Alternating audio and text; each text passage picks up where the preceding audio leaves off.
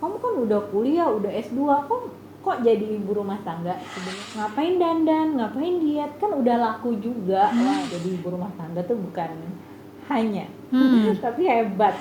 Perempuan sekolah tinggi-tinggi menjadi intimidasi untuk laki-laki. Cita-cita saya justru dulu ingin jadi ibu rumah tangga. Saya bilang suami kamu bukan Superman, maka kamu harus jadi partnernya Superman, bukan terus jadi Superwoman gitu. Iya. Tapi kan perempuan ingin juga dihargai dengan sepaket apa yang kita punya. Benar. Ya?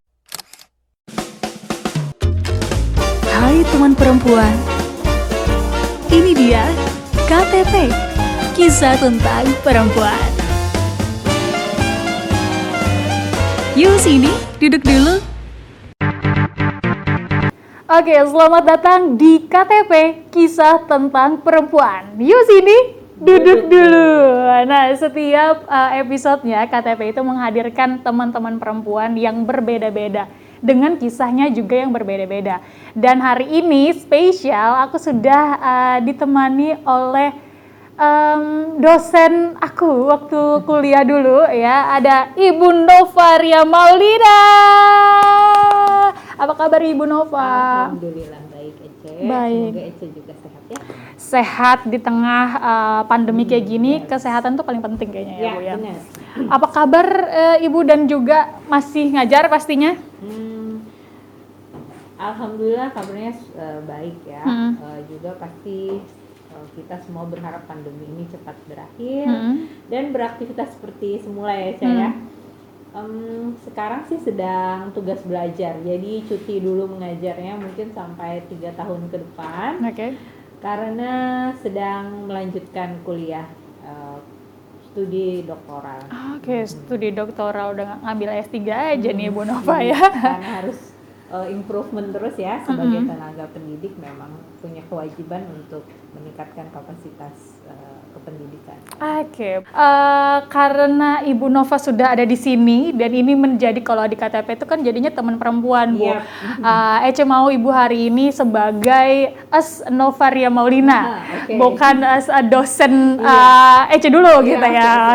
Ini hari ini pas banget juga sebagai tenaga pengajar juga gitu ya. Berarti tadi dituntut untuk improve terus nih masalah pendidikannya segala macam. Nah, kita berbicara tentang perempuan dan pendidikan, atau kita bisa sebut juga ini adalah pendidikan formal lah, seperti itu. Seberapa penting sih perempuan itu mencapai pendidikan formal yang setingginya mungkin?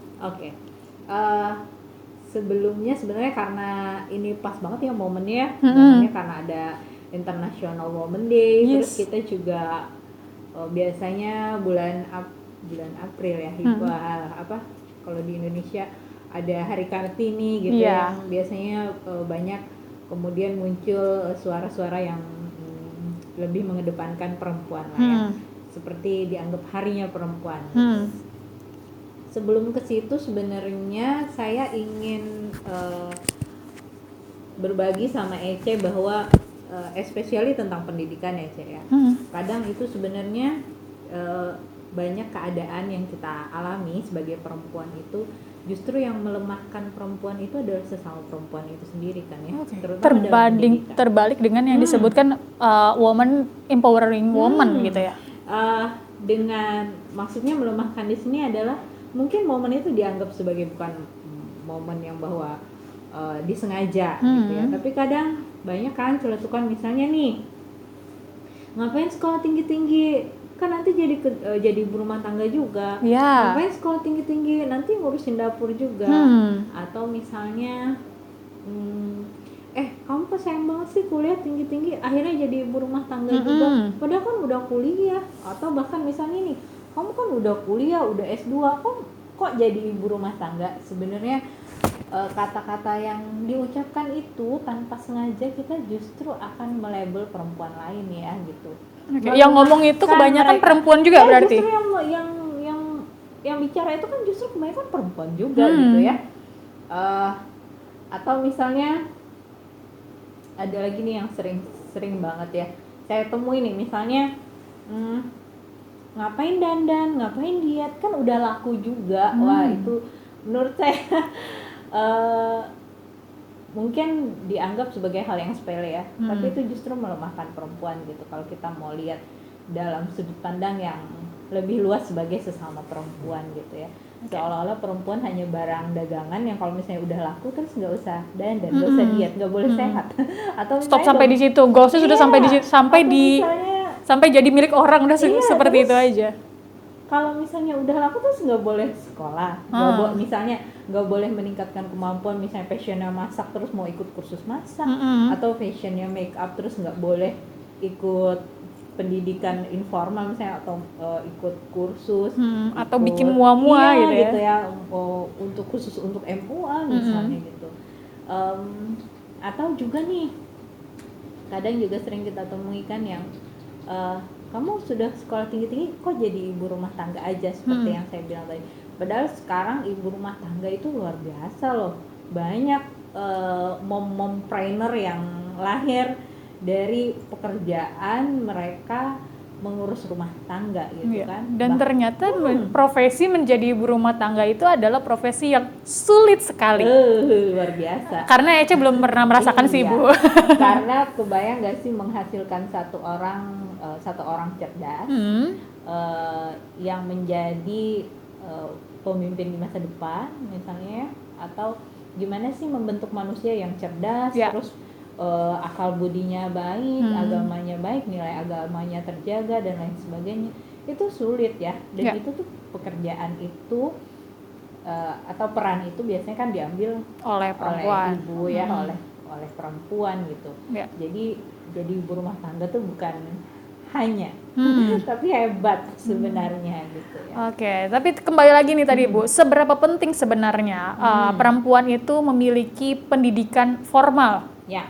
Nah, nyambung dengan apa yang saya sampaikan tadi, bahwa untuk mencetak satu generasi yang hebat di masa yang akan datang, maka diperlukan ibu-ibu yang cerdas kan ya.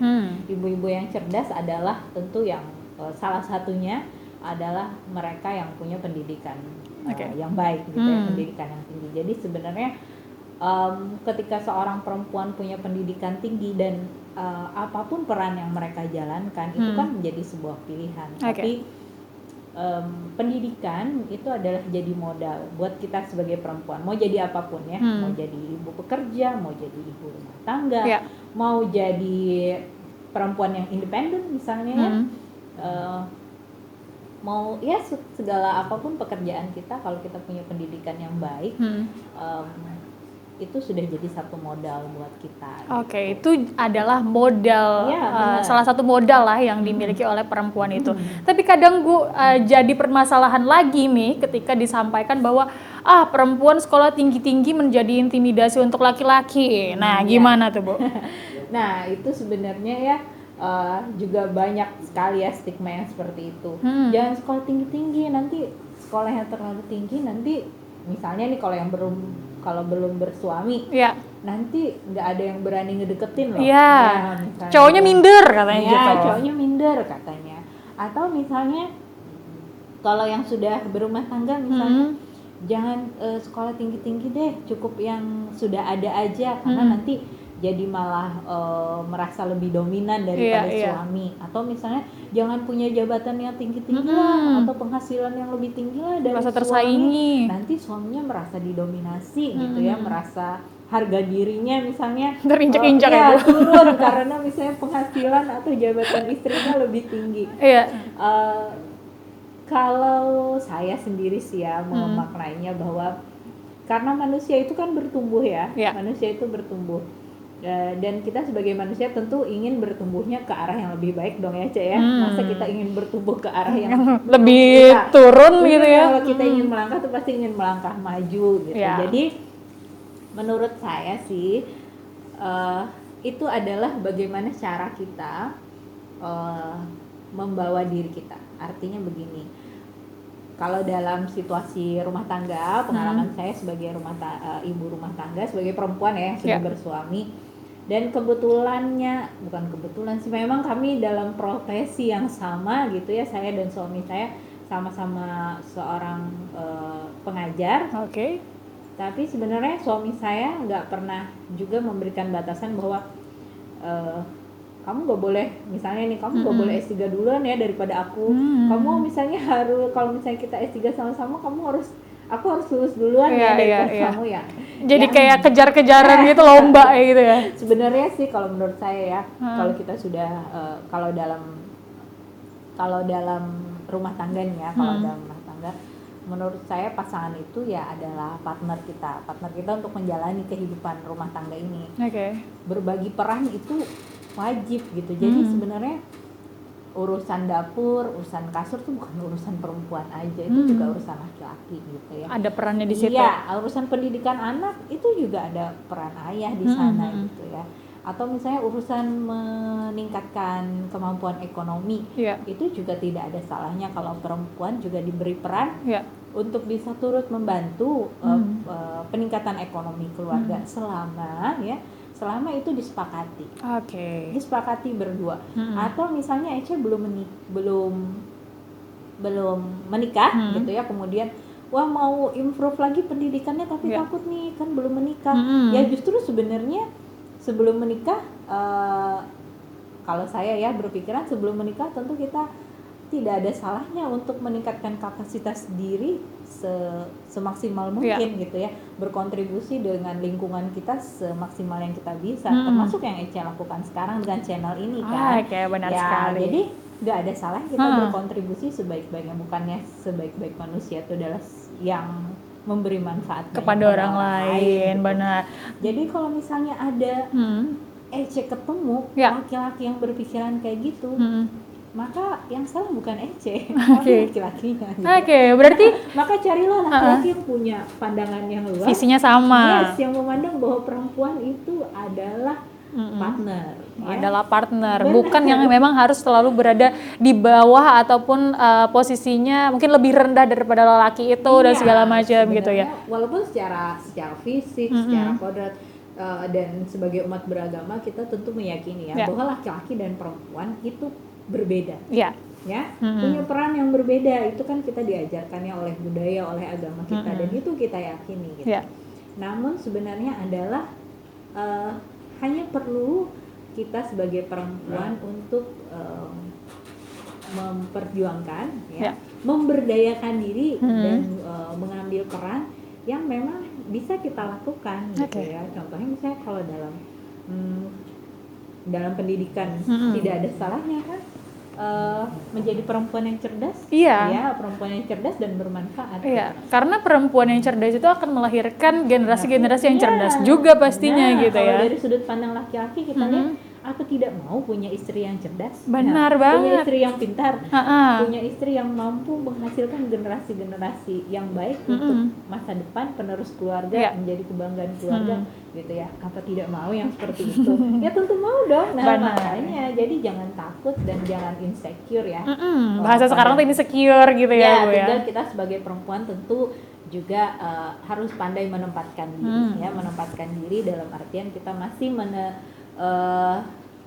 kalau misalnya kita ada muslim ya, saya sendiri misalnya muslim, saya meyakini bahwa laki-laki, suami saya itu adalah pemimpin dalam keluarga. Maka ketika ada pemimpin maka saya harus menghormatinya, saya seperti itu ya. Tapi juga tidak menutup peluang untuk saya juga berkontribusi semaksimal mungkin untuk keluarga saya gitu ya. Misalnya bekerja gitu ya, atau misalnya yang bukan ibu pekerja kantoran misalnya bisa di rumah jadi mompreneur gitu ya, dari rumah. Udah banyak juga sekarang ya Bu ya. Benar sekali, bahkan kalau kita cari sekarang definisi ibu rumah tangga yang murni yang bisa dilakukan oleh ibu-ibu sekarang kayak sulit ya, karena banyak yang punya sampingan, side jobnya nih banyak banget. Bahkan justru penghasilan mereka jauh lebih besar ya daripada ibu pekerja kantoran gitu.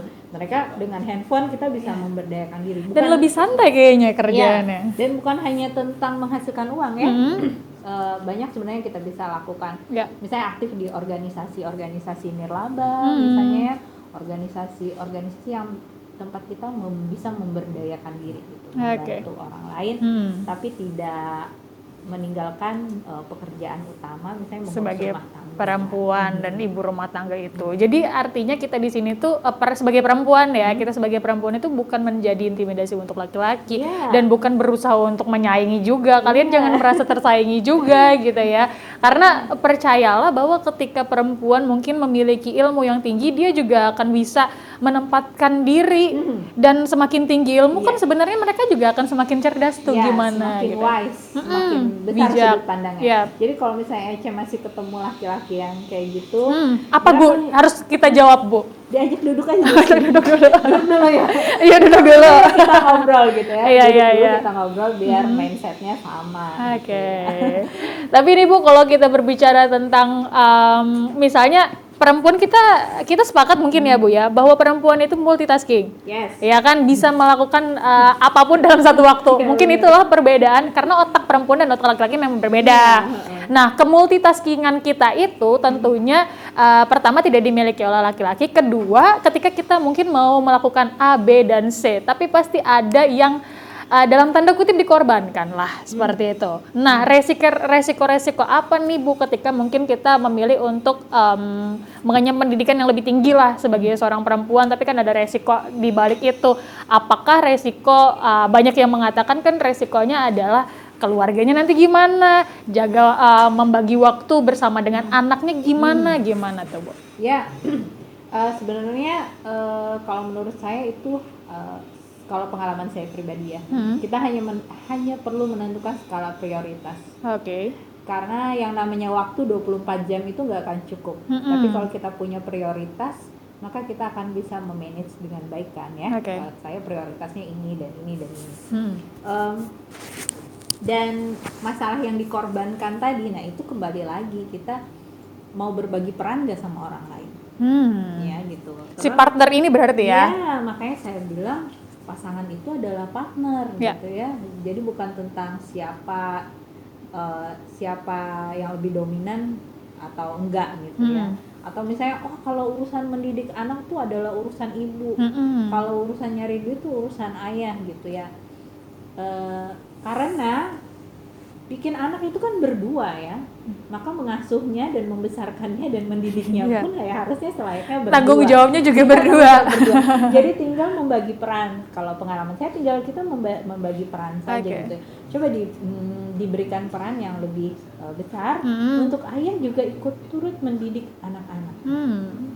Karena justru peran besar ayah ketika mendidik anak-anak tuh juga ternyata berdampak positif kan ya buat anak. Kalau kita lihat dari kajian psikologi perkembangan anak manapun pasti mengatakan bahwa ayah yang lebih dekat dengan anaknya, ayah yang mengambil peran dalam pengasuhan itu akan menjadikan anak-anaknya lebih dekat secara emosional pada ayah, menjadikan anak yang lebih percaya diri gitu. Jadi selama kita bisa membagi peran dan skala prioritas tadi gitu ya. Skala prioritas kemudian membagi peran, pasti saya rasa itu bisa terjalani dengan baik. Oke. Jadi tinggal bagaimana kita memilah atau melis gitu ya. Mana yang pertama, kedua, ketiga gitu ya. Karena tentu kalau misalnya sesuatu yang dijalani setengah-setengah itu kan nggak bagus ya. Jadi apalagi kalau kita misalnya harus total berarti itu semuanya. Memulai pendidikan misalnya ya maka kita harus fokus ke pendidikan gitu. Makanya saya juga misalnya ketika saya kuliah ini saya ngambil tugas belajar gitu ya. Saya meninggalkan dulu pekerjaan sebagai pendidik walaupun memang dengan segala konsekuensinya dengan segala konsekuensi itu dalam artian dalam hal segi ekonomi dan lain sebagainya. Tentu ada impactnya, tapi karena kita tadi punya prioritas ya resiko akan prioritas itu tentu kita sudah bisa pertimbangkan dan cari jalan keluar. Ketika kita melangkah kita sudah tahu tuh resikonya di mana gitu ya. Oke. Nah Bu, mungkin boleh juga Bu kasih pesan lah ataupun juga saran untuk perempuan-perempuan di luar sana, karena Ece yakin sih Bu di luar sana tuh banyak yang kayak aku pengen kuliah lagi misalnya ataupun aku pengen melakukan hal A, B, C tapi takut dikatain apalah gitu kan, takutnya. Dan tadi yang Ibu sebutkan di awal, bahkan yang mencibir itu bukan cuma laki-laki, yang mencibir itu bahkan perempuan juga. Benar. Itu mungkin lebih sakit gitu ya. Iya. Jadi kalau misalnya ada untuk para perempuan yang memang punya passion yang kuat di bidang tertentu gitu ya, jangan ragu untuk meningkatkan kapasitas diri. Salah satunya melalui pendidikan gitu ya. Tentu kalau misalnya kita sudah berumah tangga harus dinegosiasikan ya dengan pasangan, dengan partner kita. Tapi kembali lagi bahwa memberdayakan diri gitu ya dengan segala kemampuan kita itu akan menjadikan diri kita lebih baik. Gitu ya. Memberikan manfaat pada orang lain itu akan juga menjadikan manfaat buat diri kita. Gitu ya. Saya sendiri misalnya dulu berpikiran bahwa ngapain sih saya jadi tenaga pengajar? Oh ya, saya digaji untuk mengajari mahasiswa. Tapi lama-kelamaan seiring waktu saya akhirnya berpikir, oh ternyata ini bukan cuma tentang uang aja loh. Ternyata untuk kebermanfaatan banyak orang. Misalnya nih mahasiswa-mahasiswa saya yang lulus kemudian sukses gitu ya. Memang tidak bisa dipungkiri bahwa orang-orang yang sukses itu kita ada di dalam perjalanan mereka dan itu sangat membanggakan ketika melihat orang-orang yang kita sharing ilmu kita, sharing kebermanfaatan diri kita dan mereka akhirnya menjadi orang yang lebih baik. Atau mungkin sudah berada di posisi mana gitu itu, ya? Itu menjadikan satu kebanggaan yang luar biasa gitu ya ketika kita bisa berkontribusi pada kehidupan orang lain. Jadi walaupun misalnya sudah menikah, kemudian misalnya sedang sibuk mengurus rumah tangga, itu tidak juga kemudian menutup kesempatan kita untuk berdaya. Sebagai perempuan yang berdaya,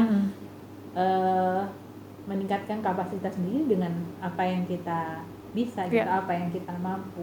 Kalau misalnya mau meningkatkan pendidikan, nggak ada salahnya.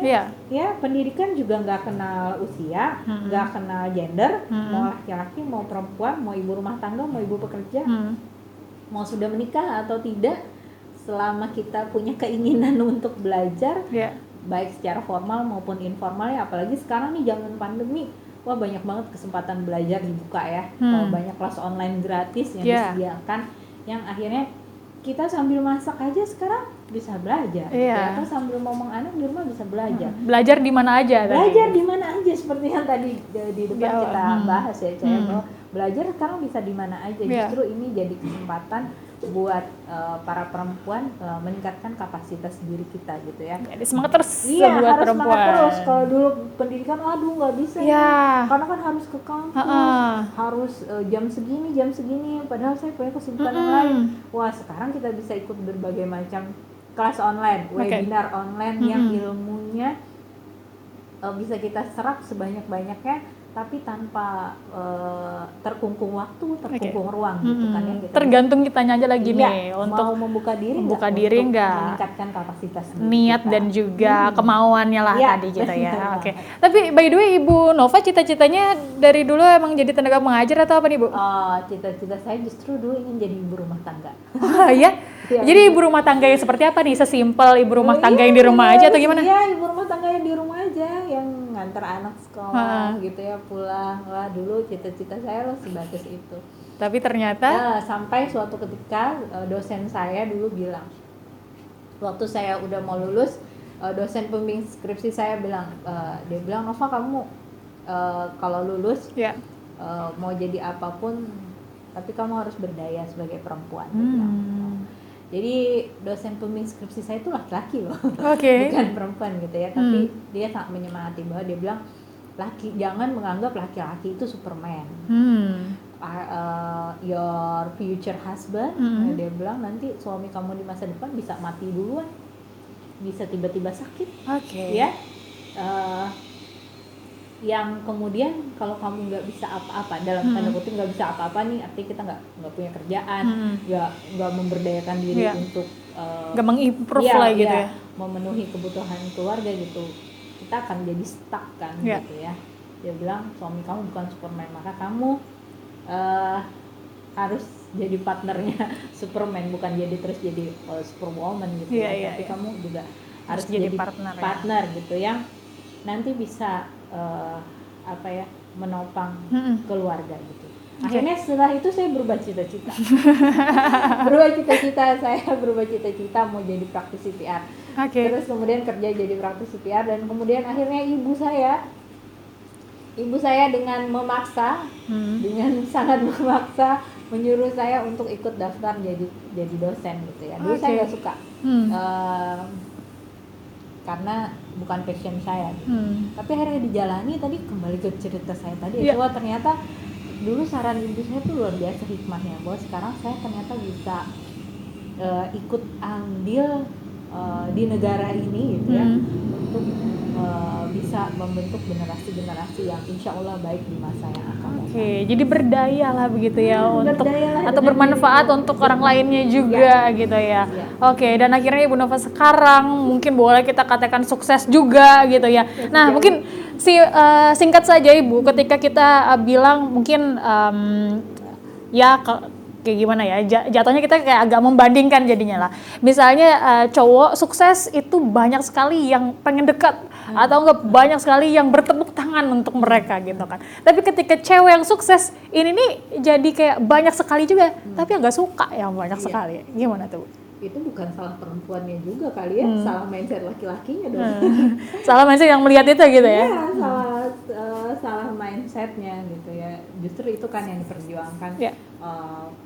Perempuan itu punya kesempatan yang sama untuk meraih pendidikan, untuk meningkatkan kapasitas diri, mengambil peran dalam pekerjaan apapun gitu ya, selama tidak melanggar kodrat perempuan gitu ya. Kenapa tidak? Gitu. Jadi kalau sekarang misalnya perempuan nih, seperti Ece tadi bersuara bahwa kok giliran perempuan banyak yang nggak suka, banyak yang mencibir gitu ya. Ada juga yang bilang, ya udah kalau misalnya perempuan mau seperti laki-laki, dia angkat galon sana, ganti gas sana. Enggak gitu ya? Juga maksudnya ya. Kayaknya kesiangan bangun gitu ya. Bukan masalah ngangkat galon gitu ya, tidak sesederhana itu. Makanya saya bilang kesiangan bangun.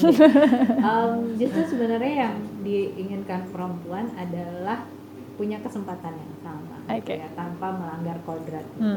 Melanggar kodrat dalam artian yang memang menyadari bahwa perempuan dan laki-laki itu berbeda. Ada peran-peran berbeda yang tidak bisa diambil oleh laki-laki maupun perempuan. Contoh misalnya, ayah nggak bisa jadi ibu, ibu nggak bisa berperan jadi ayah, ya, ayah nggak bisa melahirkan, nggak bisa menyusui. Sebaliknya pun ada peran-peran yang ibu tidak bisa ambil. Maka untuk peran yang seperti itu sudah kodratnya kita sebagai laki-laki dan perempuan, ya bukan untuk kemudian dibandingkan bahwa aku lebih daripada kamu atau sebaliknya, tapi justru kan kita harus menghargai peran masing-masing itu gitu ya, termasuk juga pendidikan. Kalau laki-laki bisa sekolah tinggi, ya berarti perempuan juga bisa gitu, seperti itu gitu ya. Atau menghilangkan peran yang memang kita nggak bisa nggak bisa deny gitu ya, seperti tadi peran ibu, peran ayah gitu ya. Masing-masing punya perannya dan ambillah peran masing-masing itu, tapi ada juga peran yang bisa dilakukan berdua. Iya, gitu kalau peran yang memang bisa dilakukan berdua, why not gitu ya? Ambil aja gitu. Kenapa nggak bisa? Jadi kalau misalnya tugas kita tentu sebagai perempuan adalah membuktikan bahwa walaupun saya punya pendidikan yang tinggi, saya punya pekerjaan yang baik, gitu ya, punya penghasilan yang besar, gitu. Lantas kemudian juga tidak menghormati atau misalnya tidak menghargai keberadaan laki-laki, bukan begitu ya? Karena sebaliknya pun kita sebagai perempuan ini juga dihargai dengan sepaket apa yang kita punya. Ya, sepaketnya itu pendidikan, penghasilan, latar belakang budaya kita, nilai-nilai yang kita anut gitu. Kita ingin juga pun diterima gitu. Maka ketika kita ingin diterima, maka kita pun harus bisa menerima orang lain juga gitu ya. Lihat seutuhnya, dan kita melihat orang juga jangan sebelah-sebelah juga melihatnya gitu dari ya. Mindset bahwa laki-laki harus super power daripada perempuan, tapi asas equal, kesetaraan dalam artian kesetaraannya untuk bisa berdaya dengan dirinya masing-masing gitu, tanpa saling mengalahkan. Oke, baik. Ini Bu, terakhir deh Bu, kita kasih wadah untuk Ibu Nova bilang, ataupun ini kan nanti kita akan share terus mungkin iseng-iseng nanti 5 tahun ke depan Ibu mungkin lihat lagi tayangan ini. Kita mungkin saat ini kita sedang self improvement lah gitu kan. 5 tahun ke depan Ibu Nova mau bilang kepada Novaria Maulina di ujung sana 5 tahun ke depan apa? Kamu sudah di track yang benar, kamu menjalankannya dengan baik, kamu bahagia, dan kamu enjoy menjalani semuanya.